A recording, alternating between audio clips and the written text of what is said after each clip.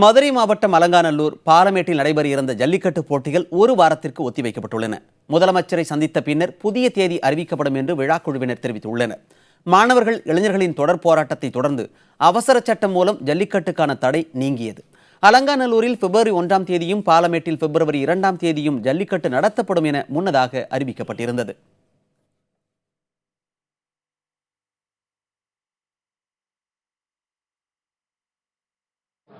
வருகிற பிப்ரவரி மாதம் 1ஆம் தேதி புதன்கிழமை அன்று அலங்காநல்லூர் ஜல்லிக்கட்டு நடைபெற இருந்தது.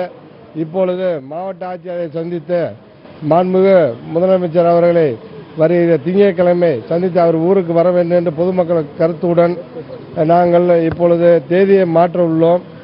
அது முதலமைச்சரை சந்தித்த பின் நாங்கள் தேதியை ஜல்லிக்கட்டு நடப்பதை அறிவிக்கின்றோம் என்று கிராம பொதுமக்கள் சார்பாக அனைவருக்கும் தெரியப்படுத்திக் கொள்கிறோம். நாங்கள் இந்த விழா ஏற்கனவே பல போராட்டங்களுக்கு முன்னாடி நடத்துறதுனால சிறப்பாக நடத்தணுன்ற எண்ணத்தில் கொஞ்சம் நாளை தள்ளி கேட்டிருக்கோம். அதுக்கு ஒத்துழைக்கிறோம்னு சொல்லியிருக்காங்க. அதனால் சிறப்பாக நடத்துறதுக்கான முடிவு எடுத்திருக்கோம். நாங்கள் அதோட இந்த தீர்மானத்தை கொண்டு வந்த முதல்வர் அவர்களை நேரில் சந்தித்து எங்கள் ஊரில் இந்த விழாவை ஆரம்பிக்க வைக்கலாம்ன்றதுக்காண்டி ஒரு கோரிக்கை வைக்கலாம்னு இருக்கோம்.